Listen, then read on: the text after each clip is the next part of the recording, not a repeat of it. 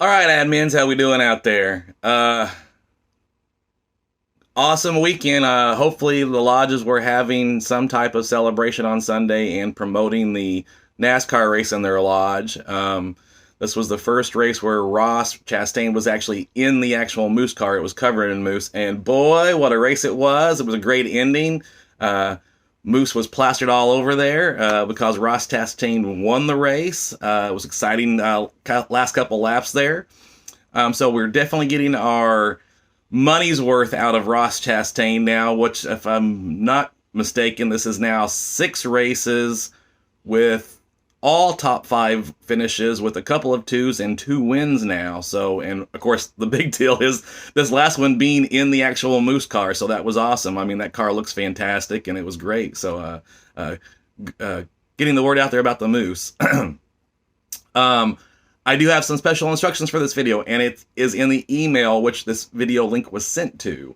I do need to make sure each administrator replies back to that email and saying that they read the email, they saw the email, they opened it up, and they watched this video.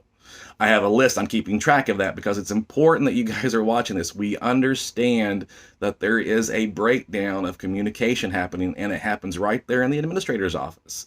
And that information is not getting passed out to the board of officers, from the board of officers and all the types of forms of communications, whether it be newsletters or social media or, your community board in the office. That information is not getting out to the membership, whether it be an Indiana Moose Association sporting event, Moose International sporting event. Board of officers don't know about 990s, and it's coming up on 990 time. I'll be talking about that in a minute. All those issues, the board needs to be hearing about. I don't expect them to know every little thing I say in these videos. That's mostly for you, just as a help.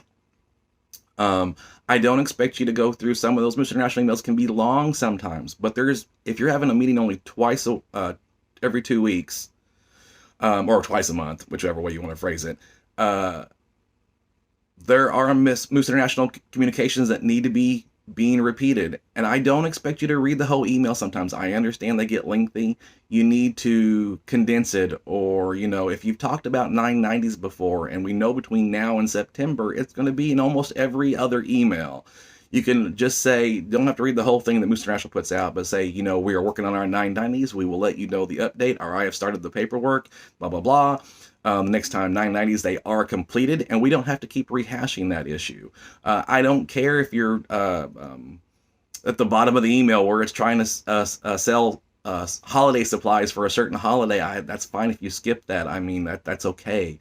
But, when there's a financial review specialist or a territory manager job available somewhere in the country, we still want you to at least highlight that a little bit. Maybe somebody's looking for a job. Maybe somebody's looking to move to a different part of the country. We just recently had an administrator move to Indiana to a certain lodge from another state, and that just, those things work out. So we want to make sure that, maybe somebody's looking to move out west and wants to take that financial review specialist job.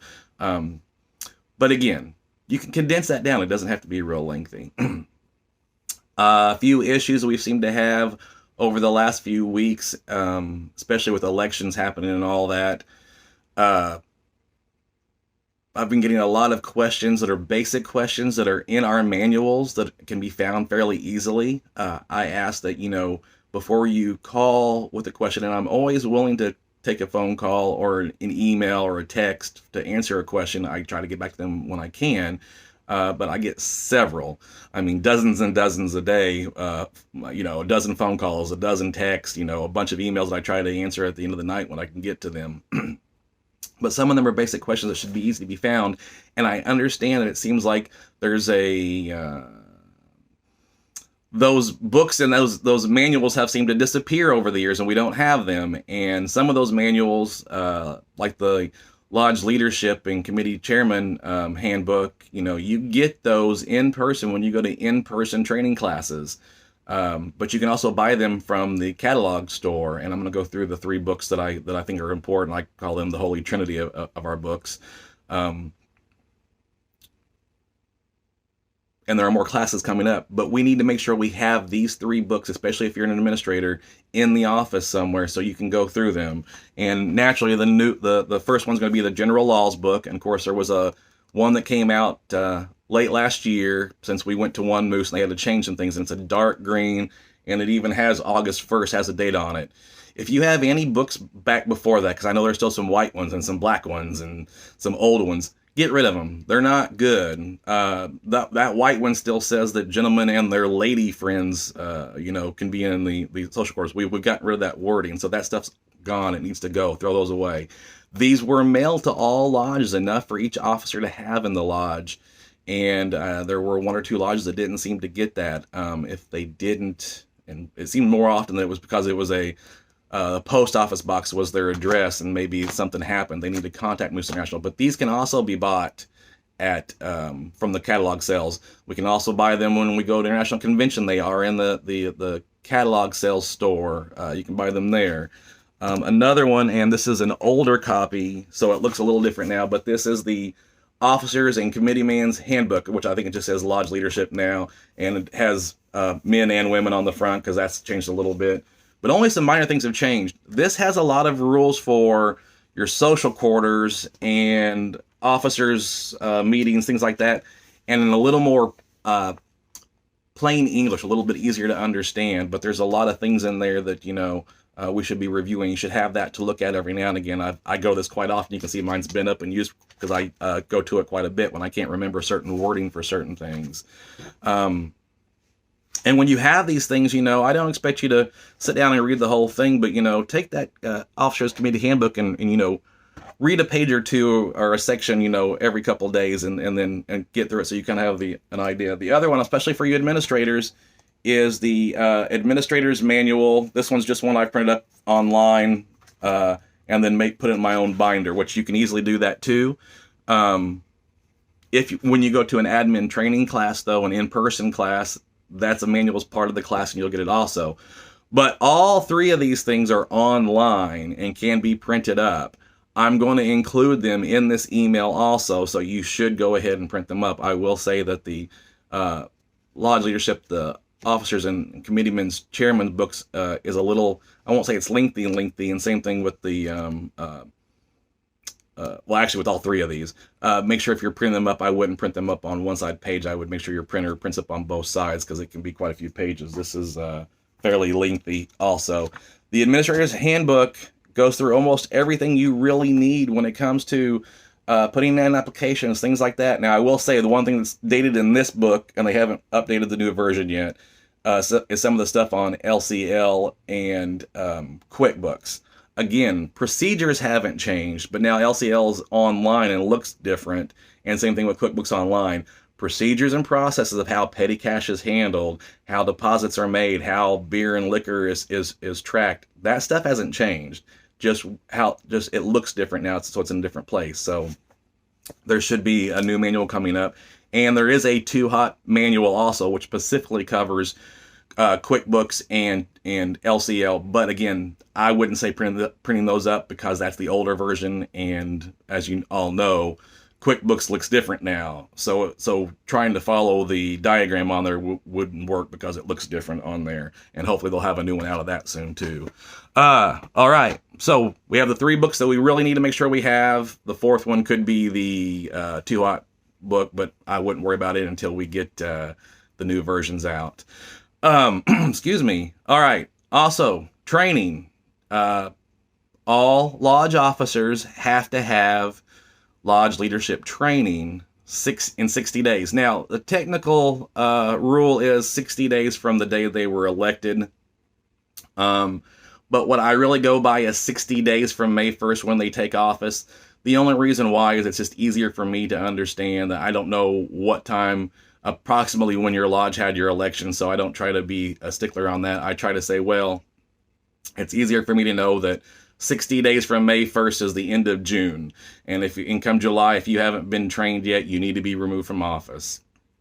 And we are sticking to that this year. We have classes available again. The online course is available for that, and they are making sure that happens. And I know a lot of people want to know why we have to take this training. The officers have to have a base knowledge of how the lodge runs and how things work, because if they don't, then they just do things willy-nilly on their own, and a lot of mayhem can come from that. Trust me on that. Excuse me. Also, along with training, it looks like Too Hot is finally available, but it's in limited runs right now. For those administrators that are out there, there will probably be more of those classes coming up once they've started, because they've just okayed that, and a couple of the trainers are just getting their feet wet by doing it for the first time. So it's kind of not a ton of notice and happening fairly quickly. So there will be more of those. Don't worry.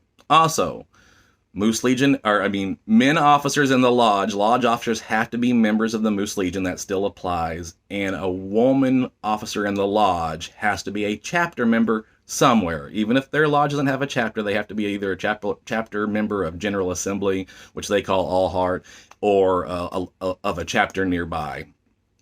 And that hasn't changed. They also have 60 days for that. Now, I'm already getting pushback on that from some people, saying that's not necessarily enough time, I don't think, to get done. A lot of those officers either were officers before, or they were running for an office in the lodge, and that office was not contested, so it was a 99% guarantee they were going to win. So they should have already been doing that and getting that process out of the way.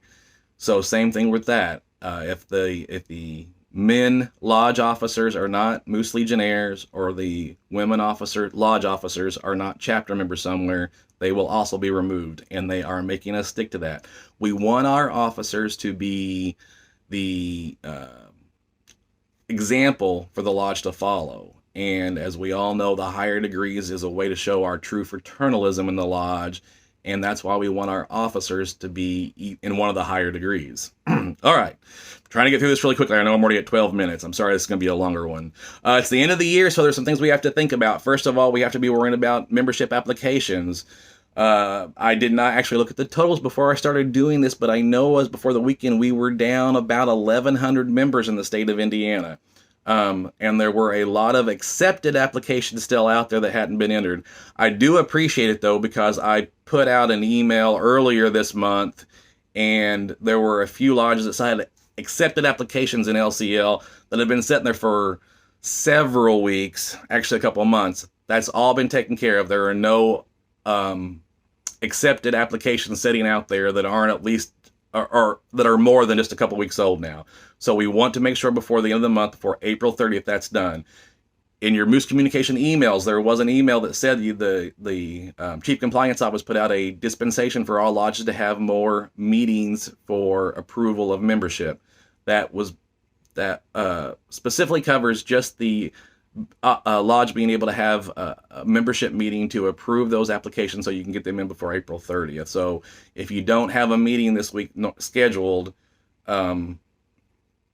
because you on the 1st and 3rd, and this is the last week of the month, and you don't have one planned, you have a dispensation. You guys can have a special general membership meeting and approve those applications and get them in before the April 30th deadline. We have several lodges that are looking at Lodge Premier Awards, and that's one of the things holding back is the +1. So we want to make sure that we're looking at that.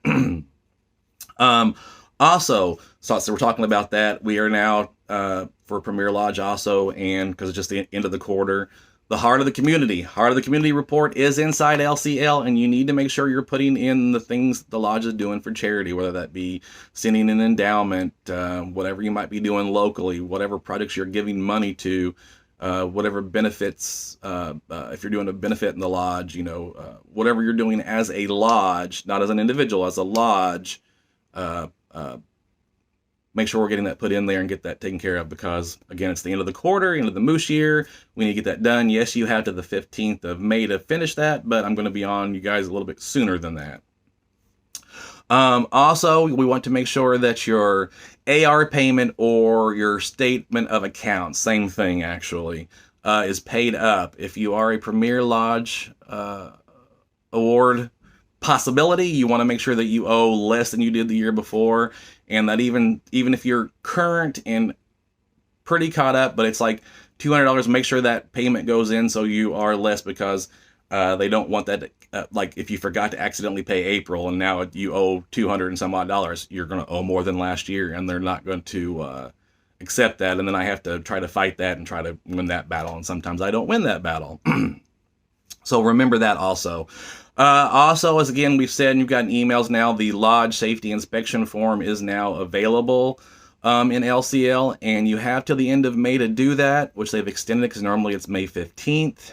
I'm going to suggest that you don't wait till the last minute on that, and I'm probably going to start calling lodges fairly soon to see when they plan on getting that done. It's a very important thing. Two issues. We want to make sure that before we do that inspection, and don't try to look at last year's form because there may be different questions on it. Go in there, print that form up, then go and work with your trustees to do that list.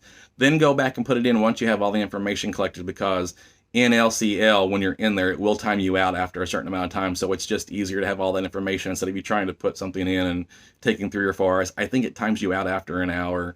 So have everything ready to go to start with. Also along that lines, we talked about 990s earlier. Remember, 990s can start on May 1st, and there's absolutely no sense in having to wait till September or filing for an extension when you have this many months to get it done. It's not that difficult of a form. There are now online versions that I know a couple lodges have done themselves, and they said it's not too bad. It's not expensive. If numbers were put in wrong and didn't match, it kind of points out where that's at. But again, we suggest, just to be safe, that you folks use a CPA, a local CPA, to do that stuff. We just know it's going to be done a little more proper that way and get on time. Don't wait until the end of August to try to give them that information, because then they're going to have to file for an extension. That's what we do not want happening. Again, dollar amounts. They should not be charging you more than a couple $100, maybe $3 at the max. I've got some lodges, they say they're trying to charge them $600. That information, if you give them a proper P&L for the year, they should be able to fill that out in less than an hour for a lodge. And trying to charge a non-for-profit $600 for an hour's worth of work is just wrong. So you need to go somewhere else. Trust me, there are lodges that are getting it for $200, $250. Some lodges are getting it for free because they know somebody, or that CPA was a member of the lodge. And that's always a good thing too. Side note, if you find a local CPA and they do a decent job, take the time and make them a member. Buy their membership, say as a thank you. Then you've got them coming into the lodge, and maybe they're going to be willing to do more work for you in the future. That's all I have. Lord, I went 17, almost 18 minutes. I do apologize. It's a long one. Y'all have a good week. Go Ross Chastain. That was awesome. Take care, guys. See you later.